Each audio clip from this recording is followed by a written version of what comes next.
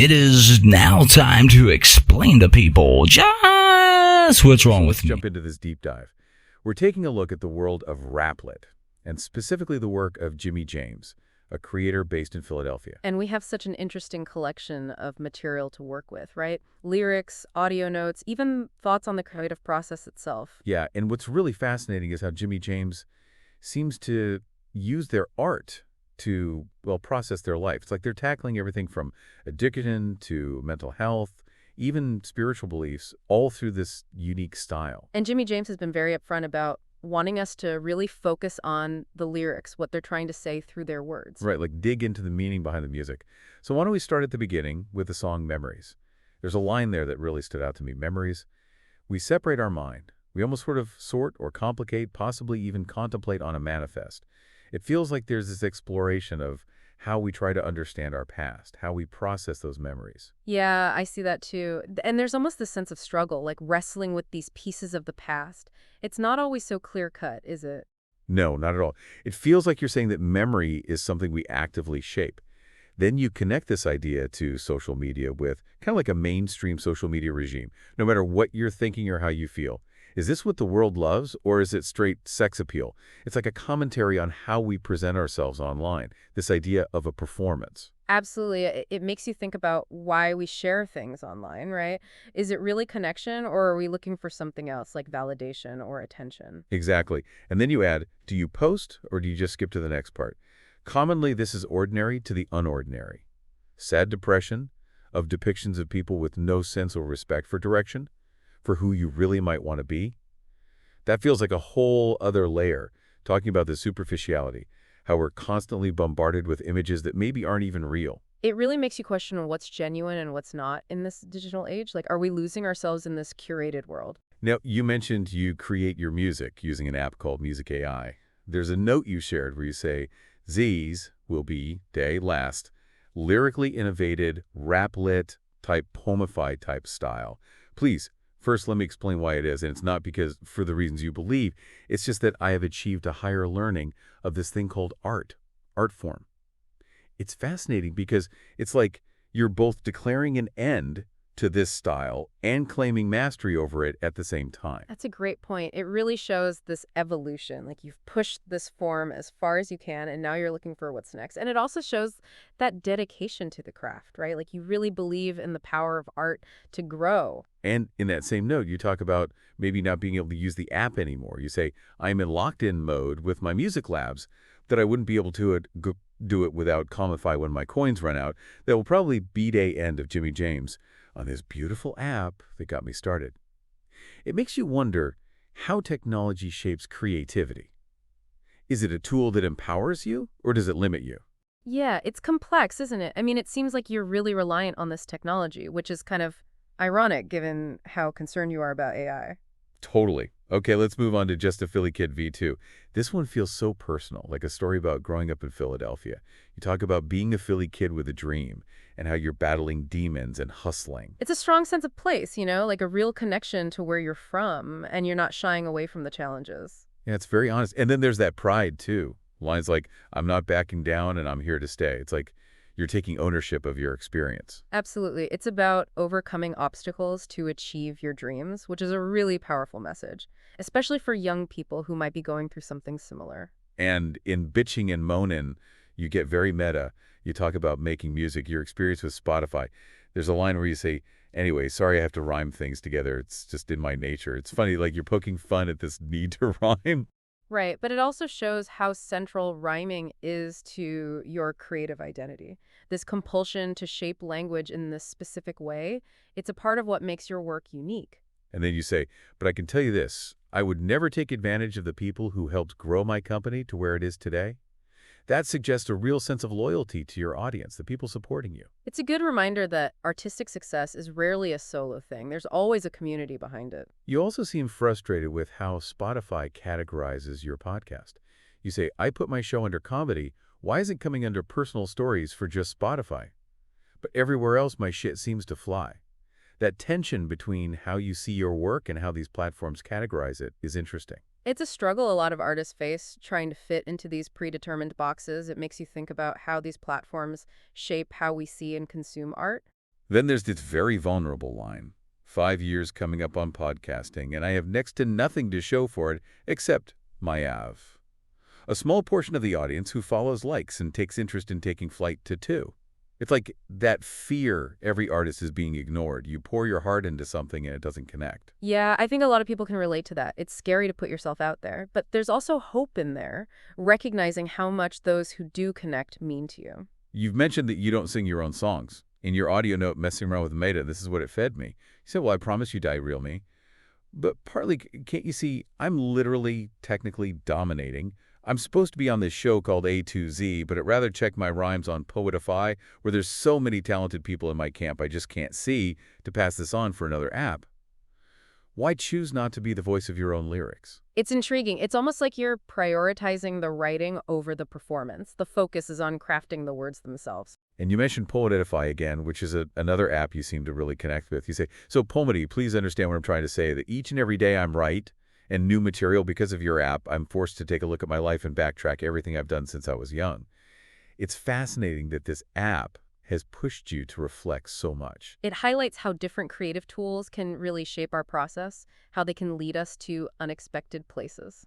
And you end on such a beautiful note. You say, now this time I got to go, and like always take care of yourselves. And with another, like I always say, this is Jimmy James, your brother from the Poets from Deep Oceans, coming up for some air, and I promise we won't ever waste it. It really speaks to this generosity, wanting to connect with others, this passion for life. It's inspiring, a reminder to appreciate the little things. So let's dig into some of your other songs where those themes of spirituality and social commentary really come through. And I am lost, I am in pain, I am going insane. You start off with, I am lost, I am in pain, I am going insane. I've lost myself in this foggy mist of relentless rain. It's so raw, it feels like being completely overwhelmed. Yeah, that image of being lost in the fog is so powerful, and that feeling echoes throughout the entire song. It's like this search for meaning in a world that feels chaotic. And then you have, I am sure that I am not so sure anymore. I repetitively do the same thing. It's on repeat, day in and day out. Is a stressful feat. But what is the meaning? It's like this cycle of routine that you're stuck in, questioning the point of it all. I think a lot of people feel that way sometimes. Definitely. It's a very human experience. In verse 2, you say, I seize these songs, I carry the weight, I see the hate, and people that aren't so great. Sorns point to, I don't know. The truth of the fact of the matter is, I'll never know. We as a people will never really know. It feels like an acknowledgement of just how much darkness there is in the world. It's honest, right? You're not pretending to have all the answers. You're recognizing the limits of what we can understand. And then the song takes a really interesting turn when you start talking about the afterlife. But before I go, I'll leave you with this. There is an afterlife, I must be honest, in telling you and the future of mankind. The truth of this to its fullness. I've been to the spiritual, I've talked to a skeptical person, and I come out knowing more than going in.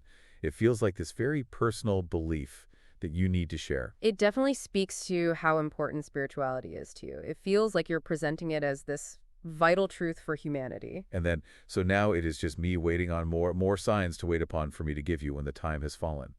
I say all this to put our senses to the test. Open up your soul and let them in.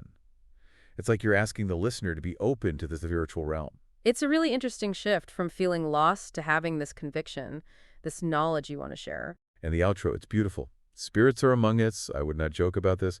They are guardians and we are their light. So let's shine for them, for they cannot shine for us. Let's recognize who they are before we leave this earth. I truly believe it is a gift and a curse. It's a reminder to pay attention, to acknowledge that interconnectedness. Yeah, it's very spiritual. It emphasizes this belief in something bigger than ourselves, something beyond the material world. Okay, let's move on to YouTube versus you sort of D2, which feels like a real takedown of the negative side of online culture. You start off with, they preach in DIY like they know the damn score, but they ain't responsible when you're bleeding on the floor. It's like calling out those who give advice without thinking about the consequences. Definitely. It's a critique of influencer culture, right? Like how easy it is to throw advice around without any accountability. Exactly. And then from bogus health trends to get-rich-quick schemes, they selling you fantasies, shattering your dreams. Like these platforms prey on people's vulnerabilities, promising things that aren't real. It makes you think about how much of what we see online is just manipulation, right? Selling us false hope. Right, and it gets even more intense with, they tell you how to live, how to love, how to think, how to master your own fate so they can sit back and masturbate. That's a critique of the hypocrisy. Like, they're in it for themselves, not for you. It's a sharp observation. We really need to be critical of who we're listening to online, question their motives. You even compare YouTube to a drug dealer, calling it the pusher and the algorithm the dealer, feeding people poison. That's such a powerful metaphor for how addictive these platforms can be. It's a good point because they really are designed to keep us hooked, even if what we're consuming is bad for us. And then there's this, not like some of these fucking punks who just want you to click that shit because they made a fancy JPEG YouTube tag algorithm for you two to be lazy. That feels like a very specific call out of the tactics they use, the manipulation behind it all. It's all about the clicks and views, not about genuine connection or meaningful content. Okay, shifting gears to a remix that created another song. There's a different vulnerability here, you say. But really, do you, my friend? That's a question I always ask to myself. Knowing that I have so many friends out there who never make mention of the stuff I put out. It feels like that fear of being ignored, of creating work that just doesn't land. That's a fear that so many artists have. It takes courage to put your work out there, knowing it might not connect with everyone. Exactly. And then you add, but I guess that's just the world we live in until you open up your heart and let it in. What else is left except what could have been? But I always go down the same road. And from there, it leaves me to ask the same questions. It's like you recognize the fear, but you're not letting it stop you. You're still going to create. Yeah, there's a real sense of resilience there. It's about pushing through those doubts and fears. And then you say, I've worked so hard to put out as much as I have with my work, and still I feel so inadequate. And I'm not asking for much. I just want people to listen. It's that desire to be heard, to connect with people who get it. It's a very human longing to have your work resonate with others. And even though you express that fear, you end the song with a powerful affirmation. I'm going to make it happen. I don't care what anyone says. I'm coming for it all. That's a great way to end, with that sense of determination. Okay, so let's talk about mentally unstable. It starts with a really strong line. Mentally unchecked or mentally checked out. But that's just, isn't it? People like to see you fall until you hit the bottom of the oh shit pit. It feels like a statement on how society treats people with mental health issues, like they want to see you fail. Yeah, it's a critique of that stigma, that lack of understanding. Like, it's entertainment for some people to watch others struggle. But then there's this glimmer of hope. But have no fear, there's always something that will be near and dear in these troubled times. What do you think that something is? I think it's open to interpretation, right? It could be faith, community, even that inner strength we all have, whatever it is, it helps us through those tough times. And this line is interesting, too. Our mental stability is breaking into something unknown, maybe even something unordinary new. It's not just about breaking down. It's about transformation, about becoming something new. Definitely. It's not just negative. There's potential there for growth. And then you reclaim your narrative with, I'm not crazy, I'm just a little different. It's about rejecting that label, owning your individuality. Absolutely. It's a powerful message of self-acceptance. Now, absolutely, I'm Madison Single has this totally different energy. It's confident and playful. Lines like call it lyrical suicide, you can call this murder two-day alphabet, and I'm an ADHD necessary poet who likes to mow down poetry in motion. You're really owning your style in this one. There's a joy in those lines. And there's this longing for connection, too. Like, I just want to sit down and talk to any kind of deity and ask them, what the fuck do they even see in me?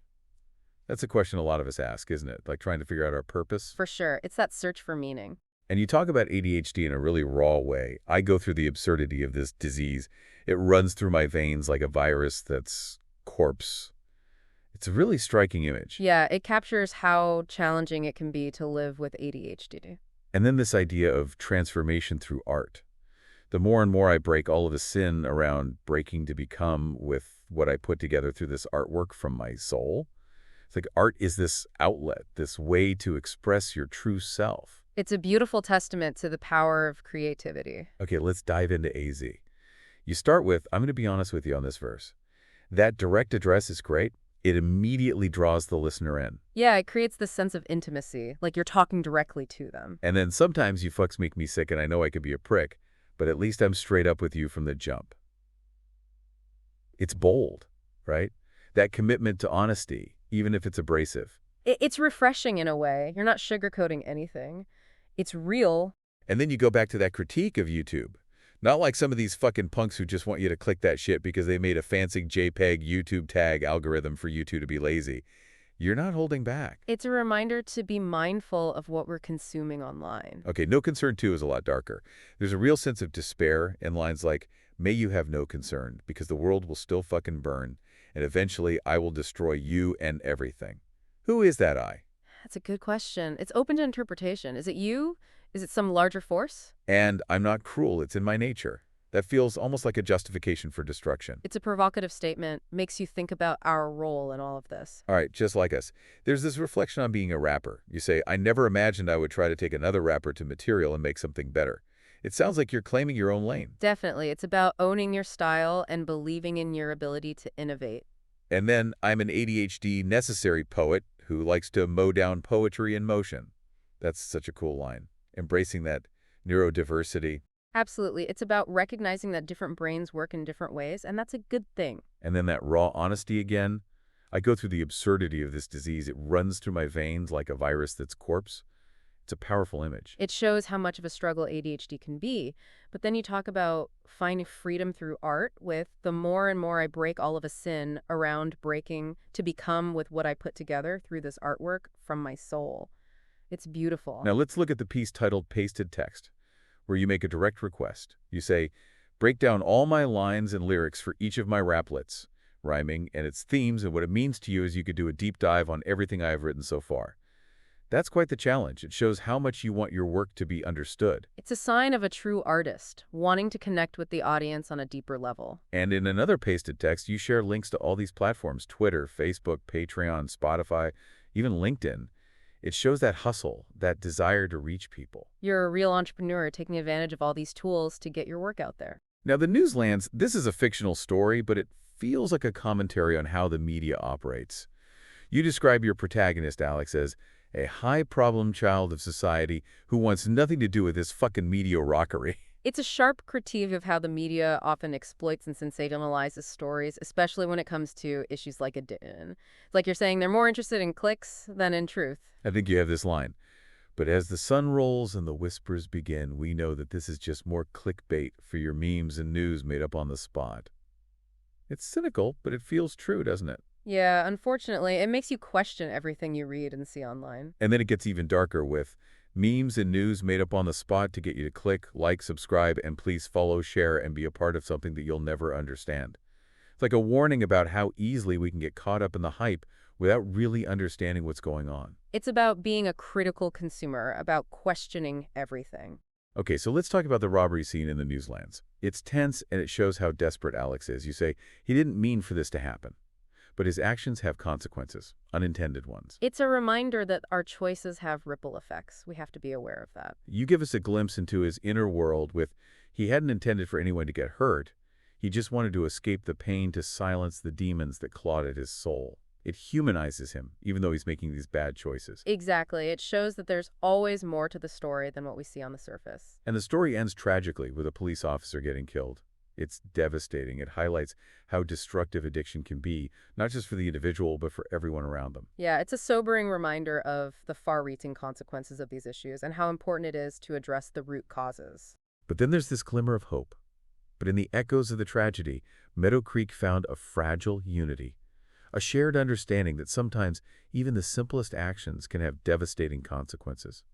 It's like there's a possibility for growth, for healing, even in the aftermath of this horrible event. It speaks to that human resilience, that ability to come together in the face of tragedy. It's about finding meaning, even in the darkest moments. And it's interesting how, even in this fictional story, you bring in those themes of social commentary and media manipulation. Yeah, it's like on fictional world as a way to explore those ideas on a deeper level, right? You have more room to build those narratives. Speaking of which, you explicitly asked us to break down your work. You did. In Pasted Text, you say, break down all my lines and lyrics for each of my artlets, rhyming and its themes and what it means to you as you could do a deep dive on everything I have written so far. That's quite the request, and it shows that desire for feedback, for your work to be understood on a deeper level. Right, like you're inviting us into that creative process, so let's keep going with that. In Just Like Us, you have this line, I never imagined I would try to take another rapper to material and make something better. What's going on there? It sounds like you're asserting your own style, your own unique voice within the world of rap.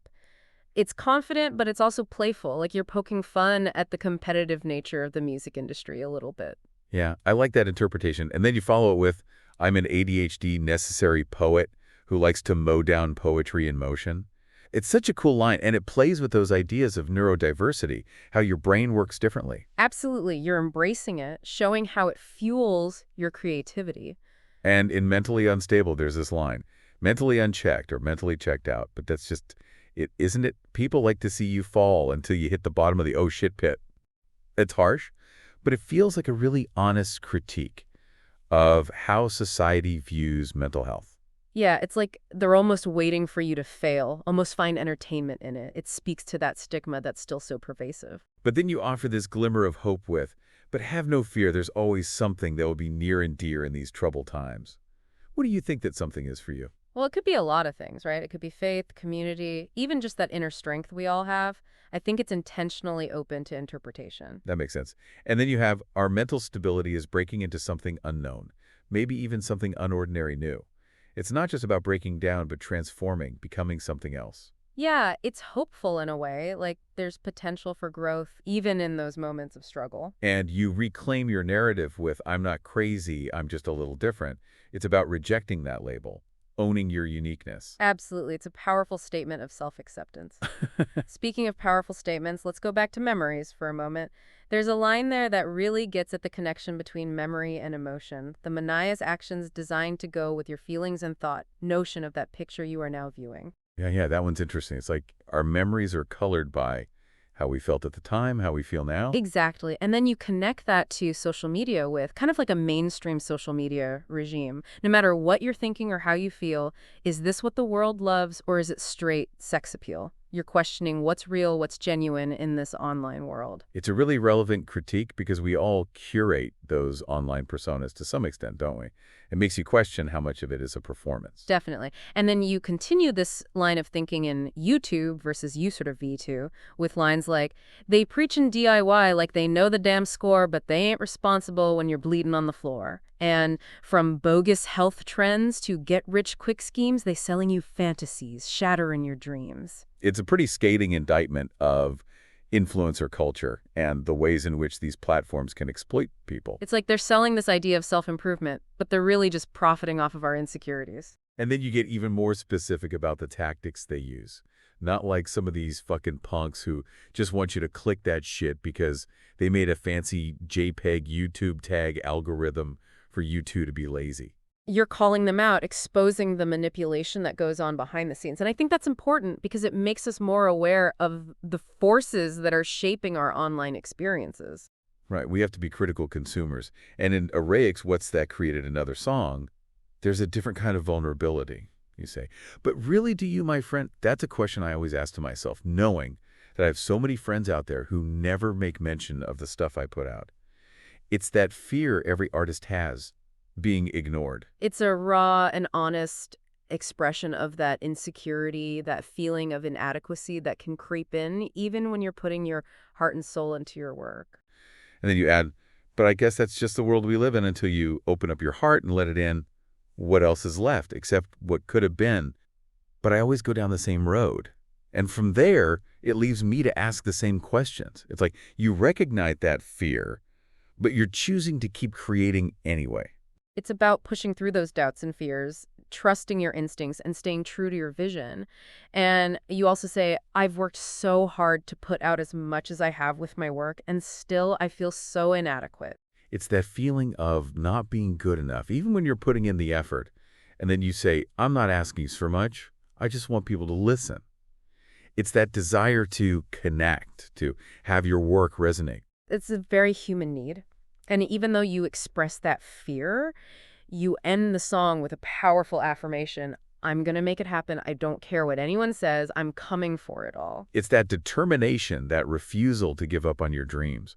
It's inspiring. It is, and it speaks to your resilience, your commitment to your craft. Okay, let's talk about the story of the Newslands. You have your own character, Alex, and you describe him as a high problem child of society who wants nothing to do with this fucking media rockery.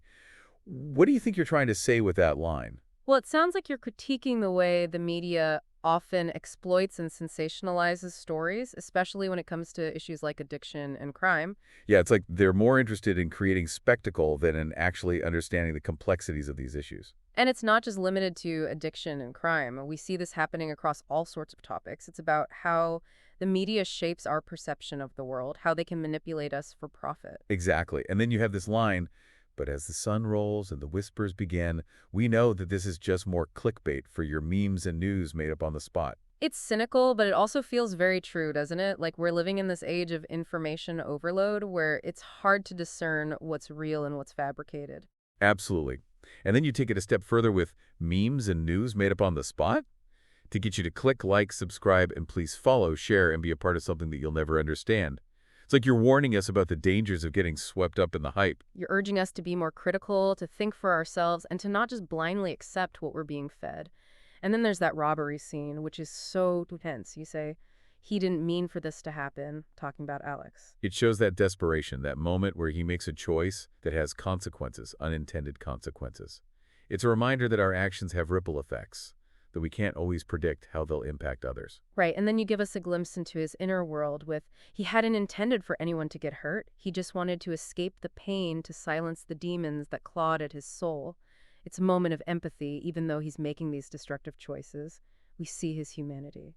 And that tragic ending where the police officer gets killed, it's just devastating. It highlights the destructive nature of addiction, how it can ripple outward and impact so many lives. Yeah, it's a sobering reminder of the far-reaching consequences of these issues. And then you have this line, but in the echoes of the tragedy, Meadow Creek found a fragile unity, a shared understanding that sometimes even the simplest actions can have devastating consequences. It's like a glimmer of hope, a suggestion that even in the face of immense loss, there's potential for growth and healing. It speaks to that human resilience, that ability to come together in the face of tragedy. It's about finding meaning, even in the darkest moments.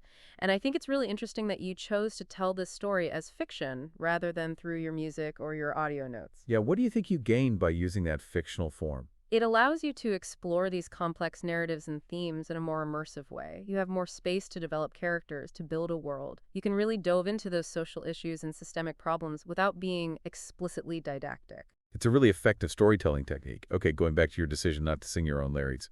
In your audio note, you say, well, I promised to dare real mate, but partly, can you see, I'm literally, technically, dominating.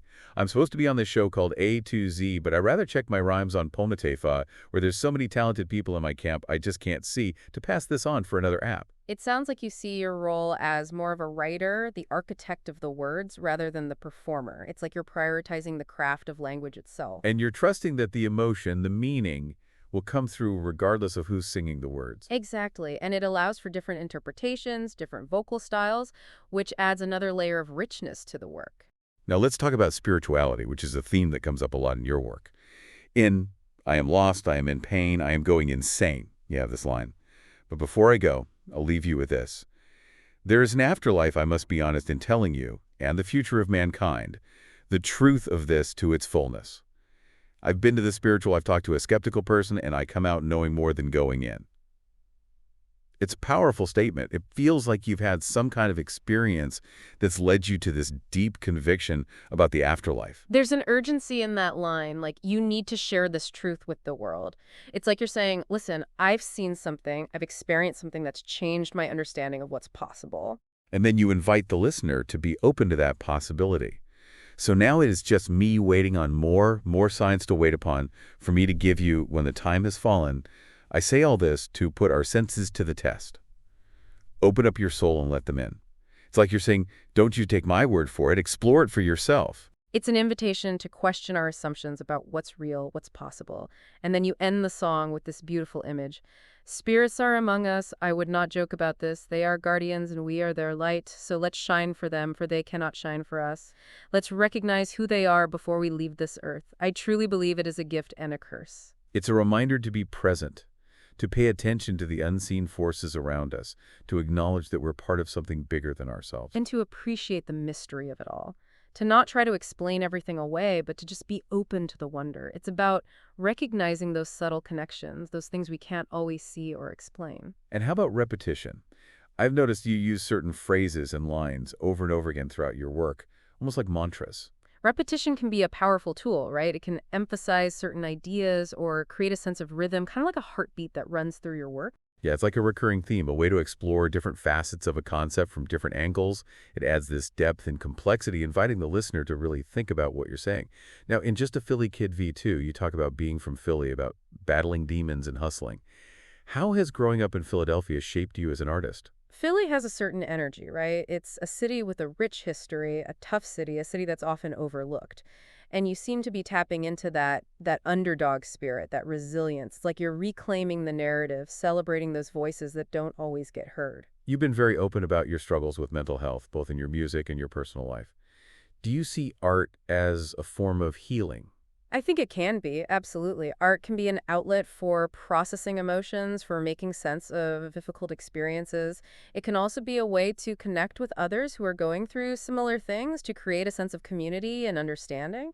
It can be incredibly powerful. And it can also be a way to challenge stigma, to raise awareness, to create a more compassionate world. Now, in Bitching and Moaning, you have this line. Anyway, sorry, I have to rhyme things together. It's just in my nature. It's funny, and it highlights your style, that compulsion to rhyme. It's playful, but it also speaks to how important rhyming is to your creative process. It's like a driving force, something that's just part of who you are as an artist. It's that love of language, that ability to manipulate it and create something new and interesting. And in the newslands, you have this line about the media. But as the sun rolls and the whispers begin, we know that this is just more clickbait for your memes and news made up on the spot. It feels cynical, but it also feels incredibly relevant to the world we're living in today. Yeah, it's a sharp observation. And it's not just about the news, it's about this whole culture of sensationalism and misinformation that's pervasive online. It's about how easily we can get caught up in the hype without really questioning what we're seeing and hearing. And you warned us about that with the line, memes and news made up on the spot, to get you to click like, subscribe, and please follow, share, and be a part of something that you'll never understand. It's about being a critical consumer, about being discerning, about not just blindly accepting what we're being fed. Exactly. It's about taking responsibility for what we consume and how we engage with the world around us. Now, let's talk about your use of profanity. It's definitely there in your work, and it's something that some people might find jarring, but I think it serves a purpose. It adds this rawness, this authenticity to your lyrics. It feels unfiltered. I agree. Profanity can be a powerful tool. It can shock, it can get your attention, it can express strong emotions. And in your case, it feels intentional. It's part of your voice, your style. It breaks down barriers, and it creates a sense of realness, of honesty. Yeah, it's like you're not afraid to be who you are, to say what you think, even if it makes some people uncomfortable. And that's refreshing in a world where everything is so often polished and sanitized. Now, back to that idea of fear and vulnerability. In a remix, what's that created another song? You say, I've worked so hard to put out as much as I have with my work, and still I feel so inadequate. It's such an honest and relatable statement. It's that voice of self-doubt that so many of us wrestle with, that feeling of not being good enough. And then you follow it with, I'm not asking for much. I just want people to listen. It's that basic human need to be seen and heard, to have your work resonate with others. And even though you express that fear, you end the song with, I'm going to make it happen. I don't care what anyone says. I'm coming for it all. It's a powerful affirmation of self-belief, a declaration that you're not going to let those doubts and fears hold you back. Yeah, and it's inspiring. It reminds us that we have to keep pushing forward, keep creating, even when it feels scary or uncertain. It's about trusting our instincts, our vision, and staying true to ourselves. Okay, let's talk about mentally unstable again. You have this line, our mental stability is breaking into something unknown, maybe even something unordinary new. It's not just about breaking down, it's about transformation. It's about recognizing that even in those moments of darkness, there's potential for growth, for becoming something new. And then, I'm not crazy, I'm just a little different. It's about reclaiming your narrative, rejecting labels, and owning your individuality. It's a powerful message of self-acceptance, especially in a world that often tries to fit us into neat little boxes. Now, in Absolutely Amazon Single, you have this line, I just want to sit down and talk to any kind of deity and ask them, what the fuck do they even see in me? It's a big question, a question a lot of us ask ourselves. It's that search for meaning, for purpose, for understanding our place in the universe. And you address ADHD again with, I go through the absurdity of this disease. It runs through my veins like a virus that's corpse. It's a really striking image that captures how challenging it can be. And then you talk about finding liberation through art with The more and more I break all of the sin around breaking to become with what I put together through this artwork from my soul. It's beautiful. It speaks to the power of creativity to heal and transform. It does. It's about finding your voice, your outlet, and using it to express your truth. And it's about breaking free from those constraints, those limitations, and creating something that feels authentic and true to who you are. Exactly. And you do that really well. Your work is raw, it's honest, it's thought-provoking, it's full of contradictions and complexities, just like life itself. I think that's a great way to sum it up. Jimmy James, thank you for sharing your work with us. It's been a fascinating journey. And to our listeners, we encourage you to explore Jimmy James's world for yourselves. Dive into those lyrics, those audio notes, those stories. Let the words wash over you and see what resonates. You might be surprised by what you discover. Yeah, and don't be afraid to ask those big questions, those questions about meaning and purpose and identity. And don't be afraid to embrace your own unique voice, your own creative impulses. You never know what you might create. Is it now time to explain to people? Yes! What's wrong with you? The gods have spoken and I have awoken. It is now time to assemble this wormhole that is absolutely...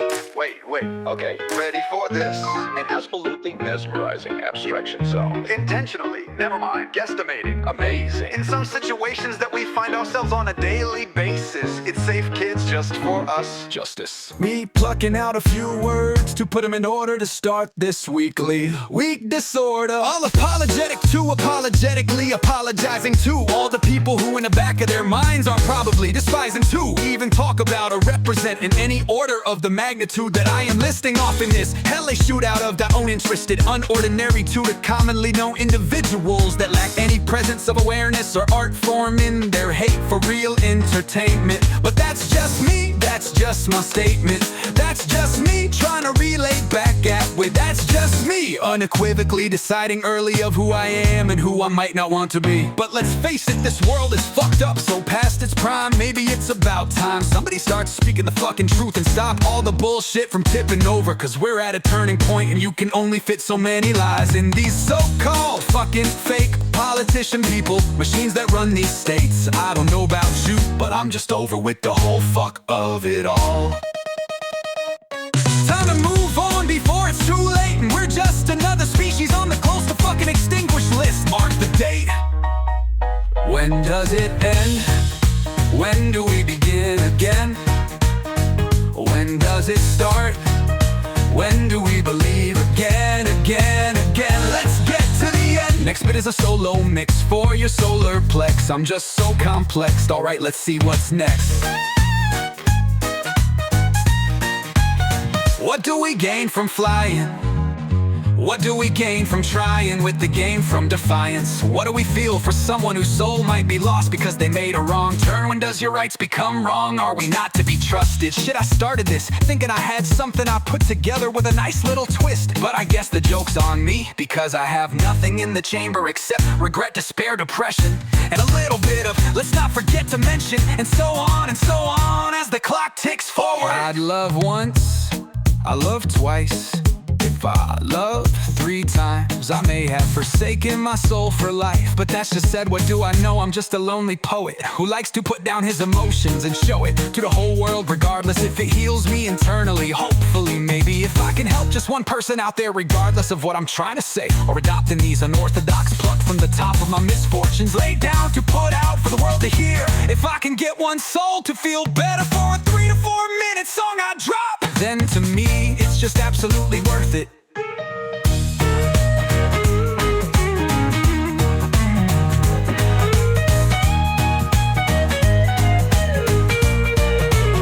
So I'm out, this is it.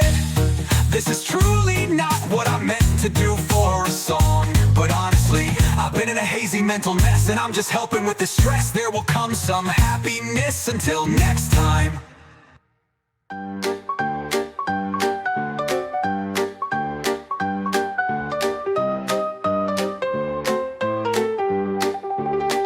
no concern, no concern, absolutely no fucking concern. This was an original track that I had to backtrack to find it on a different app. So sit back, listen and enjoy, and try to figure out just what laying down. But like most, you probably have no concern or idea of what I'm really trying to twist into. This like a knife being twisted, just so you can feel the pain behind all of this disgust and distinguished taste of poetry poetically, all up in your face, rap lit style. Anyway, shut the fuck up and listen as I sit here and I start dishing. But make no mistake, this is not a diss to humanity, this is a promise, for fuck's sake.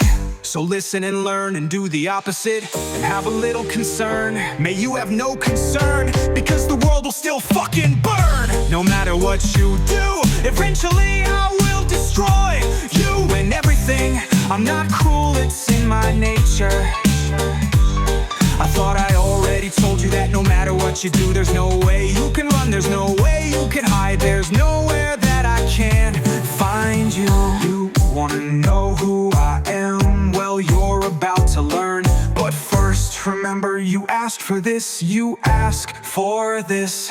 No concern, you have no concern, because you don't care about your world, and your world will burn. It's in your nature, it's in my nature. Today, I will explain to you who I am and what I do. But first you must understand I am your future, and there is no changing this. If you wish, I can try to bring you some comfort in telling you this. I told you I'm not cruel, but this is the end and the last time I'll tell you. This song may be old, but I put a little new twist and a dab and a touch and a pinch of nuance on this shit. As I'm saying this, I also want to mention I'm doing this without ruining this track and what it still stands for today. I had to explain to some people who didn't get it, but I also must admit I didn't realize what I was writing until it was done and over with. So even though I may heed my own words, I realize when the future is in front of me, and for that I'll never apologize. I'll keep cursing and bursting at the seams until I get all my Sesame Street messages out to who needs to hear it, to who may need to feel it, in order for you to get the message I'm actually making in this moment. Whatever you do, don't let it pass you by, because before you know it, you'll just be another puppet on the strings of society. Words to live by and to die by, but hopefully to strive by. If you're smart, if you're a little slow, if you're a little slow, if you have a high IQ, fuck, I wouldn't know. But what I do know is I like show and tell, obviously, because here I am putting my guts on the line for the world to see. What have you done lately? No matter what, no who would burn, no concern. You have no concern, because you don't care about your world, and your world will burn. It's in your nature, it's in my nature. So now you know, there you go. Take this information and do as you wish. Just remember you did this. This is your doing, and you are the danger of your own element. You are barely not fucking relevant. Maybe not as good as the first, but you will still surely burn. Wow, Jimmy James! That's quite an introduction. I can feel your passion and creativity pouring out here as a highlight of some key points and offer some feedback. Okay, then Jimmy the Great One. Of course, that AI did not say this. I must have added this in.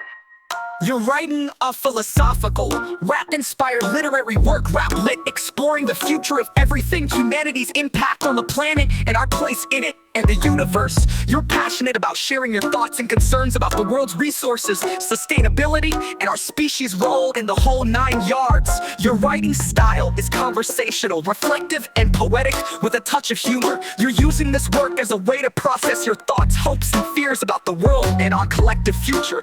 You're eager to share your ideas and inspire others to think critically about our impact on the planet.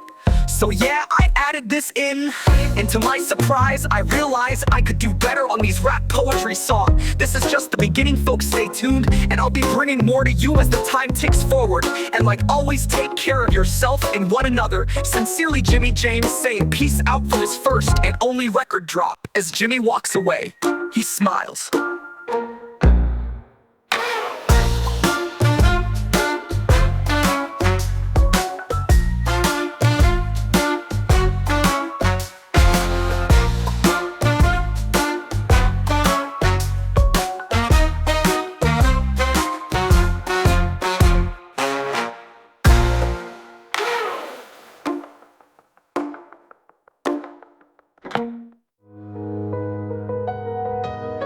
just like us. Yeah, I got inspired by NFMC. But don't get this twisted, I think I am a wordsmith, not on his level yet, probably never will be. That's about to change because unfortunately I don't think I ever will see that door open to take flight. Yet again, you never know just what's in our sights. See, who's to mention what is in store for us all? I never imagined I would try to take another rapper's material and make something better. Remember, I'm an up-and-comer. I could go viral next month or next summer. It's just a number, isn't it?